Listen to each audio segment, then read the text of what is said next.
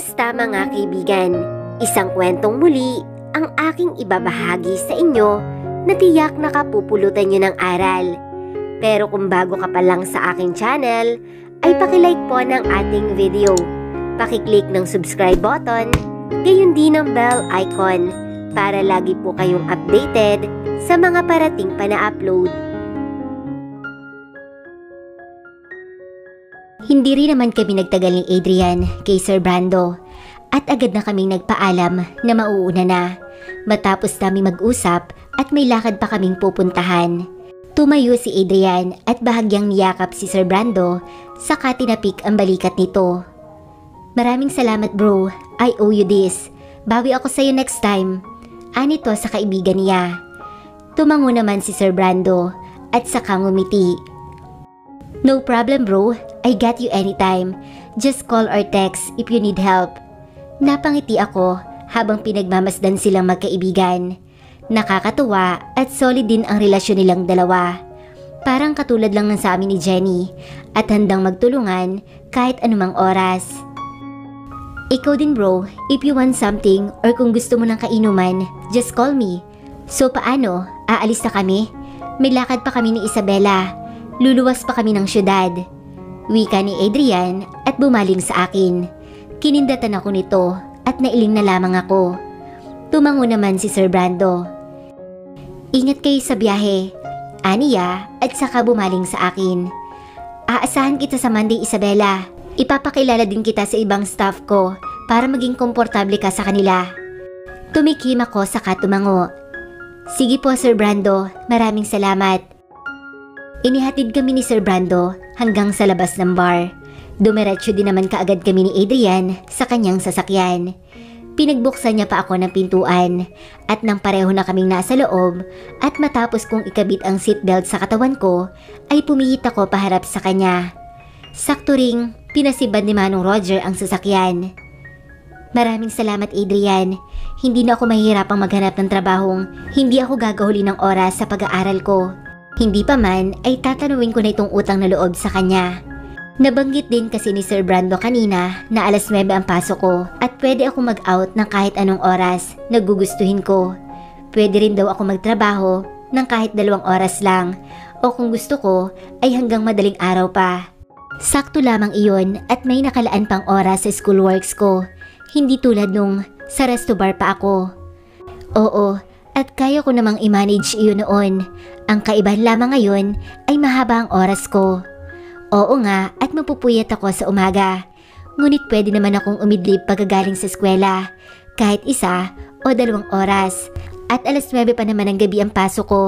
At nagkataon din na madalas alas 5 o alas 6 ng hapon ang uwian sa klase. Ngumiti sa akin si Adrian at saka tumango. You're always welcome Isabela. As I promise, bibigyan kita ng trabaho. Punong-puno ng sinseridad na aniya sa akin. Nagawa pa nitong abutin ng kaliwa kong kamay at pinisil iyon. Nagpakawala naman ako ng tipid ng ngiti at pasimple iyong binawi sa kanya. Bagamat wala iyong kahulugan sa kanya, hindi pa rin ako komportable sa ginawa niyang iyon. Mabuti na lang din at hindi naman iyon napansin ni Adrian. Muli pa nga ito nagsalita. Umayos ito ng pagkakaupo at saka sinuot ang salamin niya sa kanyang mga mata. But are you sure that it's really okay with you, being a Marlboro girl? Or you were just only pressure to say yes to Brando and me? May pag-alalang tanong nito. Oo, sa una nag-alangan ako, pero hindi naman ako mapili sa trabaho. Natutunan ko ng sikmurain ang mga maanghang na salitang naririnig ko sa iba. Parang paunti-unti ay namamanhid na yata ako. Tumango ako kay Adrian at saka tipid ng ngumiti. Ayos na ayos yun sa akin Adrian. At isa pa, bukod sa mahigpit ang seguridad doon sabi mo, hindi mo naman ako siguro ipapahamak hindi ba? Prangkang tanong ko sa kanya. Agad naman itong umiling. I won't do that to you Isabela. Hindi ko naman nakamit ang matamis mong oo, pero hindi ako masamang tao. Hindi kita ipapahamak. Trust me. Muli ay napatango ako. Napabuntong hininga pa ako. Maraming salamat Adrian. Hindi sa pinagkakatiwalaan ko si Adrian, lalo na at hirap akong ibigay iyon sa ibang tao ngayon. Tumatanaw lamang ako ng utang na loob sa tulong na ginawa niya sa akin. Hindi na tumugon si Adrian sa sinabi kong iyon, bagkus ay tipid lamang itong ngumiti sa akin at saka diretsyo nang itinuon ang paningin sa unahan. Ibig sabihin lang ay tapos na kaming mag-usap. Namayani na rin ang nakakabinging katahimikan sa loob ng sasakyan. Habang ako naman ay ibinaling ko rin ang paningin ko sa labas at pinagmasdan ang napakagandang tanawin ng Cordova. Napaka-peaceful noon, kahit papaano ay gumaan ang pakiramdam ko at nakalimutan ko kahit papaano ang mga naiisip ko.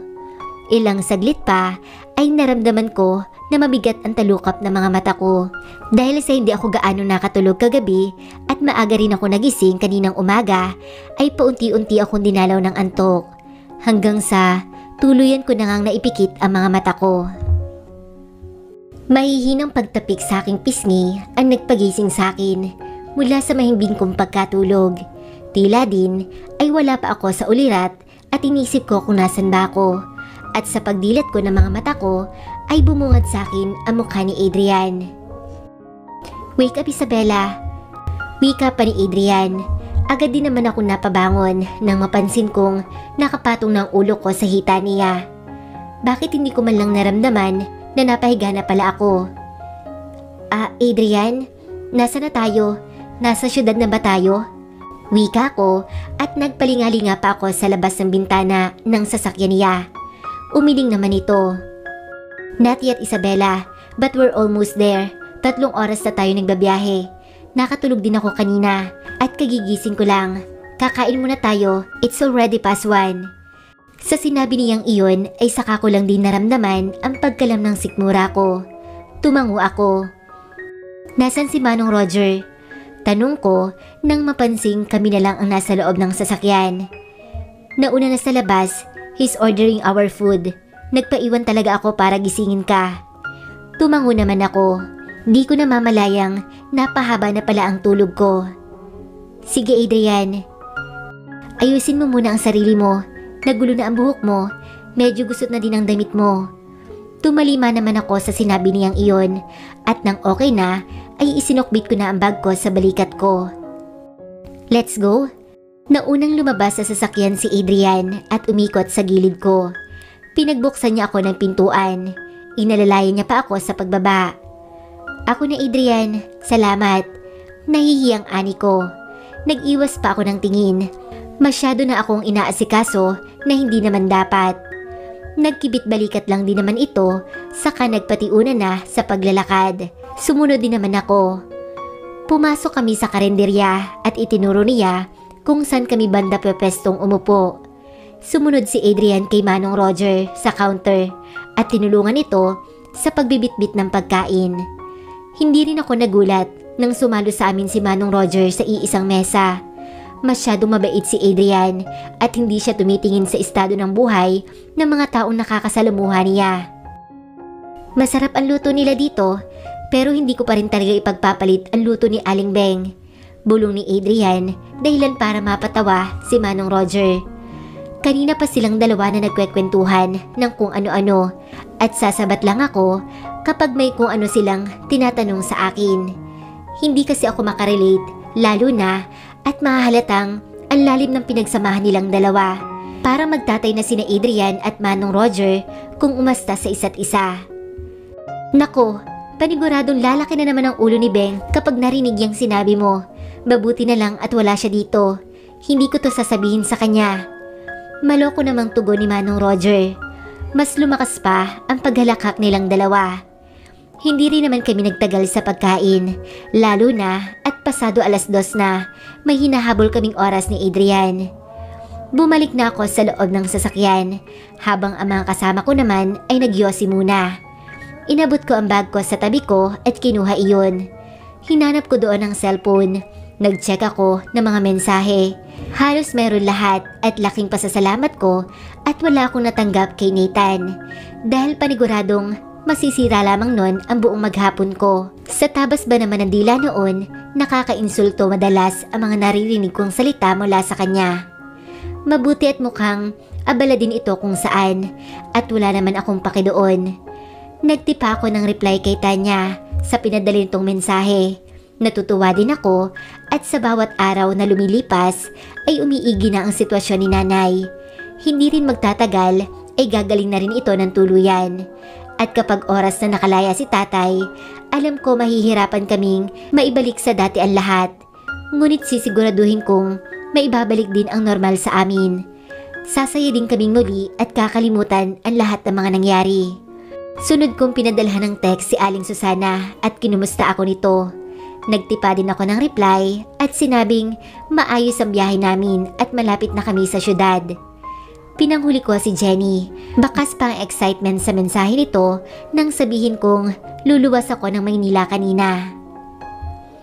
Uy, pasalubong ha Isabela.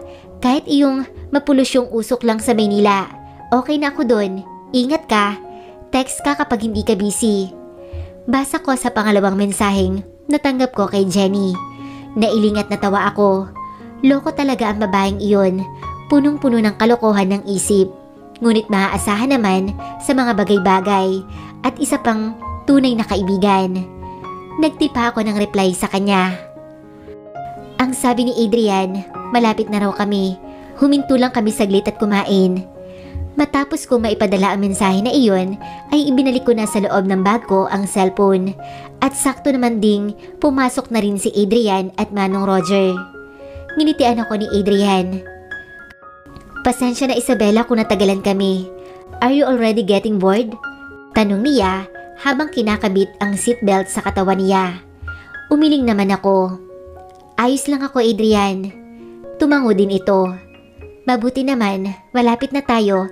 Dediretso na tayo sa butik at kakausapin ka na doon ng mga tao ko. They already ready the gowns for you.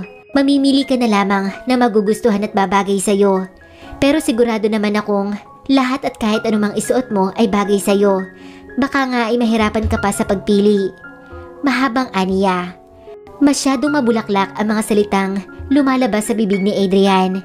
Masyado itong matatamis at wala ka ng ibang magagawa kundi ang mapangiti. At kumpara kay Nathan, katulad ni Adrian, ang lalaking hinihiling na halos lahat ng kababaihan na dumating sa buhay nila. Ideal man kumbaga.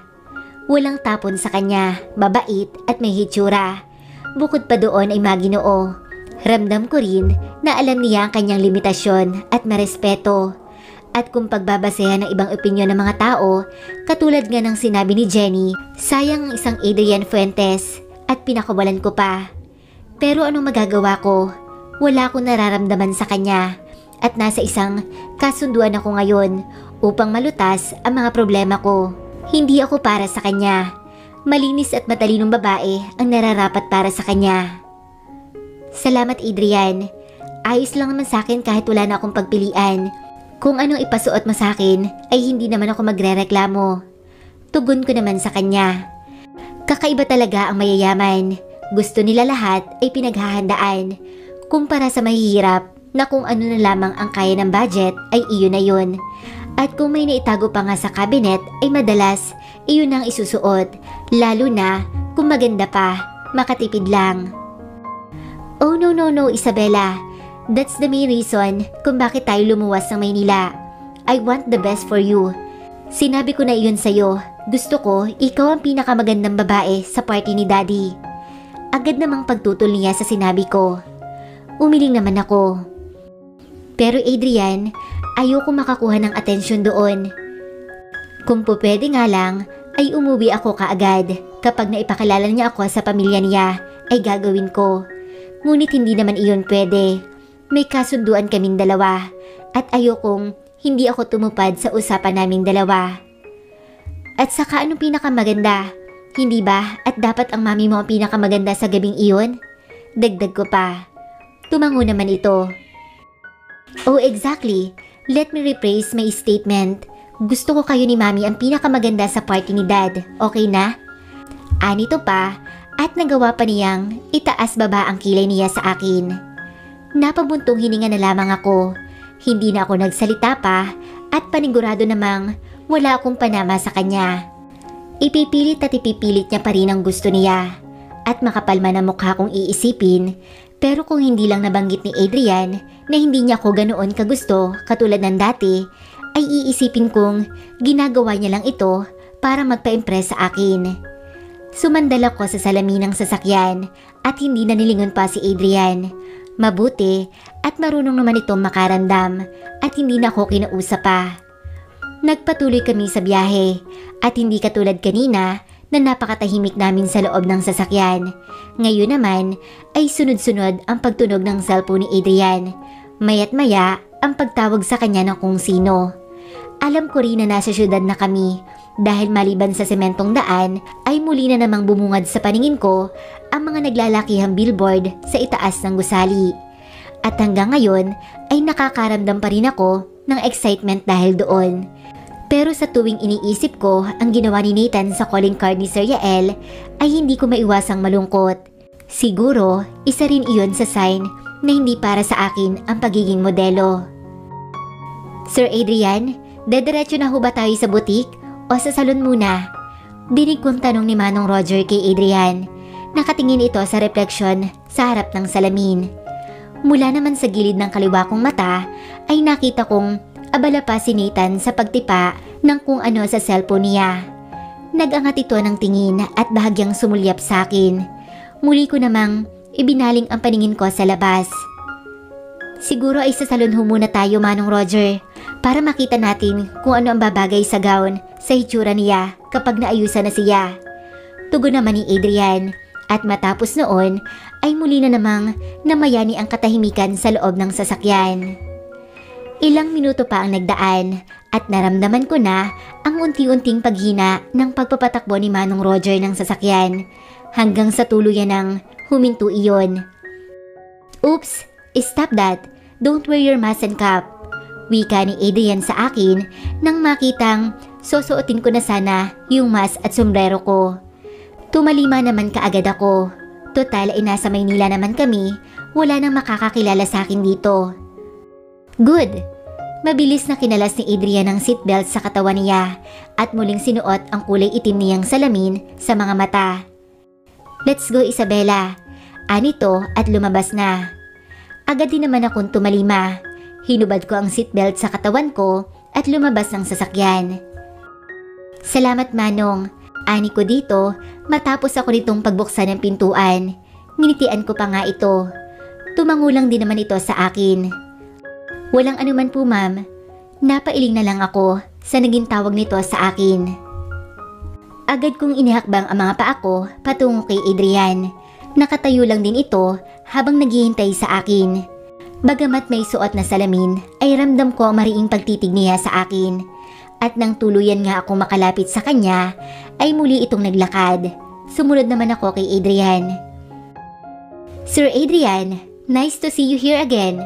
Bati ng babae pagkapasok namin sa loob. Binati rin naman ito ni Adrian. Nakipagbeso pa siya dito at nginitian. May mom's busy at hindi na kami nakakagawi dito. Dinig kong aniya habang abalang-abala akong ilibot ang paningin ko sa paligid. Napakasosyal ng loob ng salon, halatang pangmayaman. Napapalibutan ito ng salamin. Kitang-kita ko pa ang refleksyon ko doon. At sa buong buhay ko ay ngayon lamang ako nakapasok sa salon. Hindi naman kasi ako nagpapaayos ng buhok at natural lang bagsak ang buhok ko. Habang sa dulo naman ay nagiging wavy iyon. Si nanay din kasi ang tagagupit ko. At kung ang pag-uusapan naman ay nung promenade ko nung high school, si nanay lang din ang nag-ayos sa akin. Nag-uusap pa rin si Adrian nang maya-maya ay narinig ko ang pagtawag nito sa akin. Isabela, anito sa akin. Ibinalik ko naman ang paningin sa kanya. Adrian, ani ko at sumulyap sa babaeng kausap niya kanina na ngayon ay nakatingin rin sa akin. Nakangiti pa ito habang pinagmamasdan ako ng tingin dahilan upang bahagya akong makaramdam ng hiya dito. She's Angel at mas pagagandahin ka pa niya ngayon. Anito. Hi! Bati naman ito sa akin at inabot ang kamay niya sa akin. Your name is Isabella, right? Dagdag pa niya. Napatingin pa ako sa kamay niya. Nagdagdagan ang nararamdaman kong hiya. Paano ba naman kasi halatang malambot ang kamay ni Ma'am Angel at kung ikukumpara sa akin ay may pagkagaspang iyon dahil na rin sa batak sa bukid at trabaho sa downtown at nangangamba ako na baka masugatan ko siya. Tumikim naman ako at sumulyap ako kay Adrian. Tumango ito sa akin kaya ibinalik ko ang paningin ko kay Ma'am Angel. Dahan-dahan kong inabot ang kamay noon. Yes, madam. I'm Isabella. Nahihiya pa ring ani ko. Oh, you have a beautiful name. Tugon naman ito. And wag mo na rin akong tawaging madam. Feeling ko donya ako hindi naman totoo. Dagdag pa niya at napahalakhak. Narinig ko naman ang pagtikim ni Adrian. Nilingon ko ito. Lalabas muna ako at may pupuntahan. I'll be back within an hour. Anito at kadalasan ng napapansin kong ginagawa niya ay sumulyap ito sa relo niya. Tumango naman si Madam Angel. Naku, oo, para makapag-start na rin kami. Let's go Isabella, maupo ka na. Aniya pa at iginiya na ako sa isa pang upuan. Napalingon ako kay Adrian. Ngumiti lang din ito sa akin at sumenyas na lalabas siya.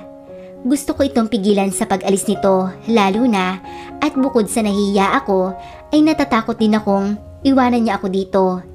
May trust issue ako at kahit alam kong hindi ganoon si Adrian ay hindi ko lang maiwasan. Anong gusto mong gawin kong ayos sa'yo Isabella? Wika ni Ma'am Angel sa akin. Nakuha nito ang atensyon ko mula sa labas. Napatikim naman ako. Hindi ko po alam. Ito ang unang beses na nakapasok ako ng salon. Nahihiyang tugon ko. Nag-iwas pa ako ng tingin dito. Inaasahan ko nang makakakuha ko ng nakakainsultong reaksyon ni Angel. Pero lumipas ng ilang segundo ay wala pa rin akong narinig mula dito. Bagkus ay inayos ito ang upo ko at tinitigan ako sa harapan ng salamin. Will you allow me to make over you? Ipagkakatiwala mo ba sa akin? Napatingin ako sa kanya at ilang segundo ang lumipas bago ako tumango. Sige po ma'am. Kinakabahan, ngunit nakaramdam din ako ng pananabik. Dahil katulad ng ibang babae, gusto ko ring makita ang mukha ko na iba ang ayos. Gusto ko ring maranasan yung magpaganda. Great! Ngumiti si Ma'am Angel at saka hinaplos ang buhok ko. I really like your hair. Kulot sa ibaba at straight naman sa itaas. And I assume it's natural, right? Since this is your first time na mag-ayos? Tumango ako sa kanya. Matagal niya naman akong tinitigan sa refleksyon ko sa salamin. Alam ko na ang gagawin ko. Aniya at nagsimula na sa pag-aayos sa akin. Mula sa refleksyon ng salamin ng salon ay nakita ko ang pag-awang ng labi ni Adrian habang titig na titig sa akin. Isang oras na ang nakalilipas nang ayusan ako ni Angel at nakabalik na rin si Adrian. Hindi lang ang buhok ko ang ginalaw niya. Nilinis niya rin ang kuko ko sa paa at kamay ko. Ginawa niya rin sa akin yung tinatawag na foot spa at may kung ano rin siyang ipinahid sa mukha ko para maramdaman kong fresh ako ngayon. Partida Adrian, light makeup lang yang ginawa ko ngayon sa kanya. At isa pa, hindi pa siya nakaayos ng damit. Pero nabighani ka na. Wika ni Ma'am Angel. Natatawa pa nga ito. No, umiling si Adrian. I know that it's only light makeup. Nagandahan lang ako kay Isabella. Bagay sa kanya ang ganyang buhok. Anito pa. Nag-iwas naman ako ng tingin. Maging ako rin ay nabibighani sa bago kong hitsura. Nilagyan ako ng full bangs si Ma'am Angel dahilan upang mas bumilog pa ang mga mata ko. Hinayaan niya lang din na kulot ang dulo ng buhok ko. Ngunit kahit ganoon, ay naninibago pa rin ako sa itsura ko. She looks like a living doll. Dinig ko pang sambit ni Adrian. At hanggang sa makaalis kami ng salon, ay ramdam ko pa rin ang paghanga nito sa ayos ko. At nahihiya na ako. Maging si Manong Roger ay nagsabing para din daw akong manika. Sa butik na tayo Manong Roger, pero daan muna tayo sa resto. It's already 5. Kumain muna tayong 3. Dumaan nga kami sa resto. Kumpara sa pinagkainan namin ni Nathan, bago kami bumalik sa Cordova ay masasabi kong mas mahal iyon. Ngunit hindi pa rin maitatanggi na pangmayaman din ang pinasukan namin ngayon. Matapos naming kumain ay nauna nang lumabas si Manong Roger at ihahanda na raw ang sasakyan. Habang hinihintay ko naman si Adrian at nagtungo muna ito sa restroom. Naiwan ako sa mesa namin. Tahimik lamang akong nakaupo doon at diretso ang tingin ko sa unahan nang bigla ay tumunog ang cellphone ko.